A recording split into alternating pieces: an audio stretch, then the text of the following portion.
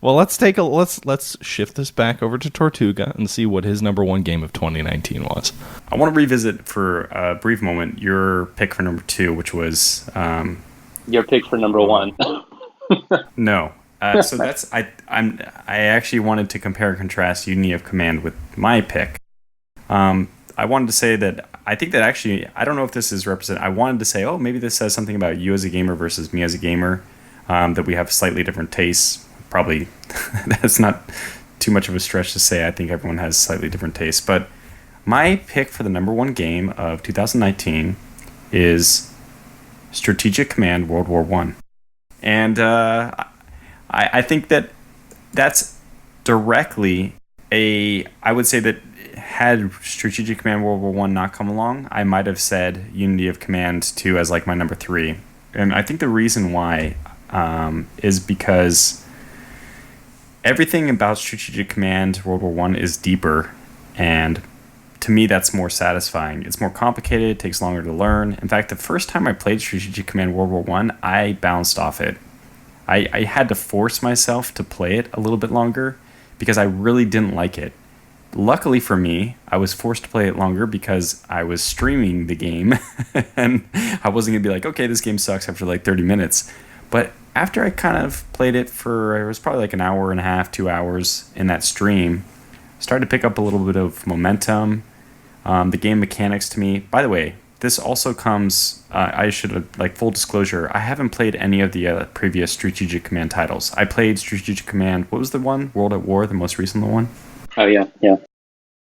So I played that one very briefly and I bounced off that as well. So I think part of this is me just saying yes to Strategic Command as a general series. But I also think that Strategic Command World War I is probably the peak of their gaming titles right now. It's probably the best of what they offer. And it took me by surprise, which something that surprises you, which is much better than you expect, probably creates like a psychological effect where you pick it as a better game than maybe it really is, just because you were so surprised, you're so happy with it compared to like I'm kind of saying the same thing opposite of Imperator Rome. Like I was expecting so much more that I'm probably a little bit more negative about it than I otherwise would be if it was a different company making it. So, Strategic Command World War I, I love it. I know Matt's playing it. He's got a series on it. I got a series on it. It's like I just started recording it and couldn't stop. It was so fun. So, and I think that there's been a lot of decent, and also a lot of not so good World War I games out there. I really think we should end all wars. To end all wars. I was gonna say we should probably do an episode one day about just World War I games. We can, because there's another one. This Supreme Ruler, they have the Great War DLC to their game, and that one's pretty interesting because it adds like geopolitical stuff, which is not really present in Strategic Command World War I. It's almost like a geopolitical simulator with military, but I think the focus is still war game first. Or I don't guess. I'm sure it's war game first, and by definition, by the developers' words, they say this is war game first, geopolitical sim second. So yeah, but which is true. I mean, it's a game that like the politics is very much inconsequential for almost all of it. Like I don't even know why they allow you to have diplomatic relations with countries that are hard coded into coming into the war on the side of the other side. Like why am I being allowed to waste my money on something that has no impact except maybe delaying their entry like a month? Yeah, I don't know. Maybe they need to rebalance some of the diplomacy stuff. But I'm okay with it just as a game, which is a war game, where like they almost just pick historical time frames for all those kind of things to happen if they just completely abstracted the diplomacy. Because the thing I like most about it is, no surprise, the combat. I think that they have done a really good job, and I also think that their supply mechanic is really good. It took me probably like 20 hours into the game to start appreciating it, and maybe even more than that to like really, really appreciate it, but I think it's extremely clever. And I only noticed this because in my current game, I did a France first push. And I kept, I was very successful in my opening Schlieffen, and I took Paris at some point, and then I started pushing south because I don't know, this doesn't strike me as realistic. There's a lot of things about the game which are not realistic, and I think that people just need to go back to our Single Malt Strategy podcast episode on this. You'll hear first and foremost that naval combat is pretty atrocious, and that's something I stand by, despite the fact that the game is my number one pick. But supply is really interesting. I have this situation where I'm pushing south in France to take their second capital in Bordeaux. I don't think that France... I can't imagine a situation of France not surrendering in my situation where I'm just rolling over them. But that's besides the point. The supply mechanic is really interesting. I actually have to wait for cities to rebuild supply if I attack them too much. I thought that was cool. Headquarters to stretch your supply. They kind of rejuvenate the supply flow, and it ends up being a very interesting mini game. So what I found is actually I had to slow down my push south, waiting for supply to catch up, which was just I was so floored by that in a positive way. It really worked for me. I felt like, wow, this is cool. Anytime the game catches me off guard, like in this moment where I feel like, wow, this is real. I can't solve this problem because it's a real problem. I think that's a good thing. So, sorry, yeah. Spoiler alert, that is my number one pick for 2019. Well, John, why don't you add anything that you might... Yeah, that's all I'm going to... Oh, man, we should have done a revert. No, I'm just joking. But I completely agree with you. This is my number one game of 2019. And the reason being is I play this game literally nonstop. I put in so many hours into this game and just so much work just making art for it for my YouTube videos and stuff like that. So, and this game is always on my mind, even when I'm not playing it. And that's kind of like a hallmark for me of a great game. If this game is in my head while I'm not playing it, that's fucking amazing. Something that I always look forward to throughout the day. There's a couple things I really love about the game. The trench system that they have, the technology system, a lot of the key mechanics that they brought for Strategic Command to World at War, they brought over to this game. Those mechanics that I love, that I'm used to. But they added little bits and tidbits here to improve the game, to make it more improved. I would say things like the mines. I really like how all of a sudden if I'm sailing out into the open sea, I fucking hit a mine, all this shit, suddenly my ship gets smashed up. So I like that, even though it kind of pisses me off every so often. I do like other things. Their Blue Max mode that they released for the game is, if you do purchase the game, you gotta visit the forums. There's a thread there. It's called the Blue Max mode. You gotta play this with that. And the reason I say that is, if you play Strategic Command World War One, it's kind of like, and I use the analogy in one of my videos, it's kind of like buying a Ford Mustang, right? But without a paint job. It looks great. The design looks nice. It can go from 0 to 60 in 2 seconds. But adding this mode, which changes all the tokens and redoes the map and just basically makes everything look sexy and pretty, right? It's like putting fire red on that Ford Mustang. It's just like, oh shit, this is beautiful. So yeah, you definitely want to pick up this Blue Max mode. It's free, of course, so you can easily pick it up.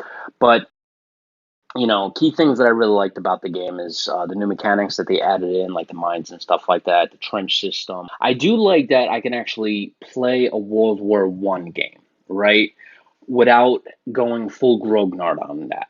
Right. And what I mean by this is, normally when I want to play a World War II game, I used to pick up Heart to Iron and then have to devote months, if not a year, into the game. Here, I can pick up a World War I game, and instead of, spending, a long time with, months and stuff like that, I can actually finish the game in, a few weeks, if not sooner, depending on how fast I want to get through the game. So other things I really liked about this game, the decision system, something I really like about this game. It adds a little bit of variety. You can kind of branch the game off from the vanilla kind of historical version. Really like that. Like the weather effects, especially with the Blue Max mode, looks really good.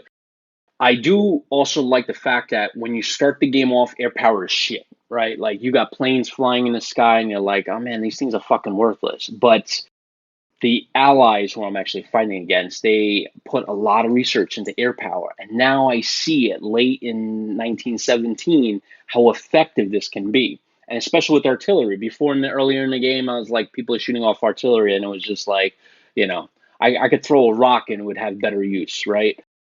Now, in 1917, years into the game, with research, right, the freaking allies are tearing me a new asshole, right, where I'm losing entire cores even before they begin an attack. So little things like that that they added into this game, and like you were saying, the supply mechanics, I really have a great appreciation for. The one thing that I'll leave off with this game that I would love the developer to add, and it's not like a con or anything like that, but it's a wish list thing.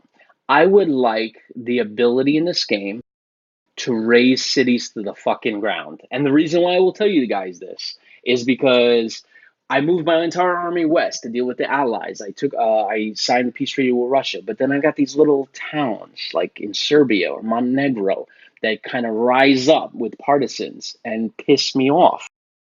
And I think Serbia, right, Belgrade, revolted twice. And, after the second time, I want to just send in a core there and just raise the town to the ground. So, if I could just add one thing to the developer, please let me raise the bloody town to the ground. But yeah, that's my piece on the game. Now, did you realize, Sean, that you can hit P to bring up the partisans map mode? No. What you hit T to bring up the partisan map mode? If you hit P, it will show you where on the map partisans can rise up, and if you leave those areas ungarrisoned, then partisan units will rise. Ah, that's okay. right. Basically, you just have to leave garrisons there. Oh, okay, interesting. All right, I did not. There's places like that in Russia also. Yeah, I've noticed that Minsk did that to me. So Slomensk and Minsk. So we'll keep doing that to you unless you leave those areas garrisoned. Yeah, but, especially when you're low on troops, I need everybody I can get, so. And that gives you the realistic limitations of the war, because they're definitely needed. You couldn't just, advance and not leave garrison troops behind in certain parts of Europe. With that being said, I guess that leaves it up to me for my number one game of 2019. Drum roll! Wait, did you... Okay, no, just go ahead. Strategic Command World War I. Are you serious? Yes. Oh shit, we all have the top number one. Holy shit. That's pretty remarkable. So yeah. That's the first time that ever happened. That was slightly different for my YouTube channel, and I had things reordered a little bit. But what did you do on your YouTube channel? I was going to ask you that, because I thought I saw it. So I moved a few things around. In my YouTube channel, I had Legionary's Life as number 4. And I had Strategic Command as number 3, and Unity of Command was actually my number 1. But I will say that my appreciation for Strategic Command has been growing over time, and I actually think a little bit more highly of it now than I did before. The one game that I did leave off my top 3 here that was actually in my top 3 in my other list was Command Modern Operations. Oh, yeah. And that's because I wanted to talk about a Legionary's Life. I did my list on my channel as a top 5. But if we were doing it just as a top 3, I think I would have rated a Legionary's Life a little bit more highly, because I really do think, just from a pure gameplay perspective, I don't know if it's really top 3, but from one guy did this thing, and the experience is phenomenal, and I loved it, and I wanted to talk about it. That's why it made it into my top 3. But I would also probably put Strategic Command World War I above Command Modern Operations right now. So hence my ordering. That being said, I guess if I was going to talk about another game, I do think another game that could be my number 1 on the list would be Command Modern Operations, and that is the sequel to Command Modern Air Naval Operations, which is developed by Warfare Sims and is published by Matrix and Slytherin Games. And it is a spiritual successor to the Harpoon series. It's a newer version of their previous game, and it is, if you were to say, hey, I want to build a really complex computer simulation to simulate hypothetical wars, and it's not actually a computer game. That would kind of be what the idea is behind Command Modern Operation. It is a simulation more than it is a game. They reworked the user interface to make it a little bit more approachable. I think they definitely made some enhancements to the map and the way you can scroll around a lot more seamlessly, a lot more fluidly. I think they made a lot of just sort of basic quality of life improvements. I think the real big thing with this game is I've seen criticism about this, but they added integration with TAC View, which is a program that a lot of flight simmers use to kind of rewatch their dogfights in 3D. Well, with the integration they built with TAC View, they actually are able to output your command battles to TAC View in real time while you're playing it. So, command itself is a 2D interface. Again, very similar to Harpoon, but they output it into a 3D world, which is not like super high. You don't have like paint or things like that. It doesn't look like real life. It's kind of, hey, this is a red jet. It looks like the real jet, but it's just a solid red color, or it's a blue color, or whatever. But it is nice to see in a 3D environment planes crisscrossing through the sky, dogfighting, and doing all these other things. They made a lot of enhancements to the game. They completely reworked the way that dogfighting works. They really put a lot of effort into modeling G-forces on the actual operators of the aircraft. And then, and by the way, so the TAC View thing, you have to buy TAC View separately. If you want that, it's an optional add-on. You buy it through the TAC View company, not through Warfare Sims. But overall, I think they did a really good job with this game, and I think I think one of the most impressive things they did with this game, and this is going to sound weird, because it's not specifically about the actual gameplay. They had, I want to say, like a dozen DLC packs with Command Modern Air Naval Operations, and when they updated the game and released this sequel, they ensured that all of their previous scenarios will work in the new game. And so if you bought any DLC for the previous version of the game, guess what? That all works in the new game. If you are, one of the many hundreds of people that are out there building literally thousands of user-created scenarios out there, all of those scenarios you made in your previous version of the game will work in the new game. Now, you might need to rebalance some things because, again, a lot of the combat stuff was enhanced and modified.